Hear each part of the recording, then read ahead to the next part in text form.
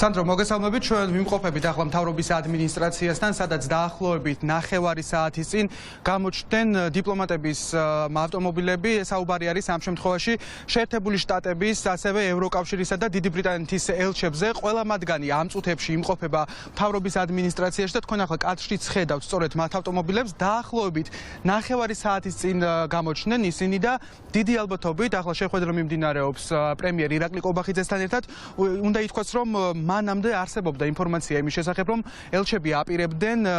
საგარეო საქმეთა სამინისტროში მისვლას და ასევე ვრცელდებოდა ინფორმაცია იმის შესახებ, რომ ეს უნდა ყოფილიყო ერთგვარი დიპლომატიური დემარში რუსული კანონის წინააღმდეგ, თუმცა ბოლო წუთს როგორც ჩანს შეიცვალა ეს მოლოდინი და როგორც თქვით, სამი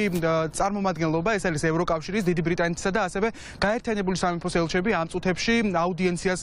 მართავენ მთავრობის ადმინისტრაციაში დიდი ალბათობით ირაკლი ყობახიძესთან. რაზე არის ეს საუბარი? დადასტურებით თქმა არის ძალიან რთული, სხვა შორის მას შემდეგ რაც მედია გამოჩნდა ადგილზე მთავრობის ადმინისტრაციიდან გავრცელდა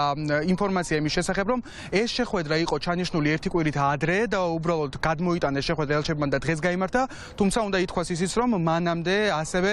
გავრცელდა ინფორმაცია იმის შესახებ, რომ ეს იყო სწორედ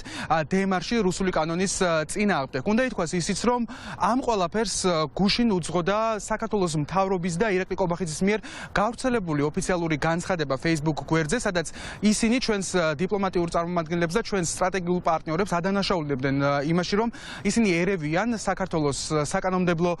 პროცესში და ცდილობენ, რომ საზოგადოება თითქოს და შეცდომაში შეიყვანონ ზოგიერთ კანონთან დაკავშირებით და ამას შემდგომ მოყვა ერთგვარი ინიციატივა საქართველოს პრემიერის მხრიდან, რომ ის იწვევს ელჩებს ღია დებატებში, თუმცა რას ნიშნავს ღია დებატები და რა ფორმა არის ეს დიპლომატებთან ურთიერთობის,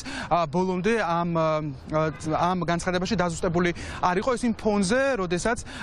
სტრატეგიული პარტნიორები და ასევე მათ შორის სპეციალისტები საერთაშორისო ურთიერთობების ღიად ამბობენ, რომ მსგავსი ტიპის განცხადების გავრცელება მთავრობის მხრიდან არის წარმოუდგენელი, ვინაიდან ასეთი საუბარი მთავრობასა და ელჩებს შორის არ შეიძლება რომ შედგეს, ვინაიდან ელჩები ყოველთვის აჟღერებენ იმ პოზიციას, რომელიც გააჩნია ყოველთვის იმ ქვეყნის წარმომადგენელს, რომლის ელჩადაც ისინი მუშაობენ ქვეყანაში. ყოველ შემთხვევაში თქვენ ახლა ხედავთ ისევ, რომ მთავრობის ადმინისტრაციაში ეს მანქანები რჩებიან, საუბარი არის კიდევ ერთხელ უნდა ვთქვათ ევროკავშირის, დიდი ბრიტანეთისა და ასევე შეერთებული შტატების ელჩებზე. ჩვენ ველოდებით, როდის დასრულდება უკვე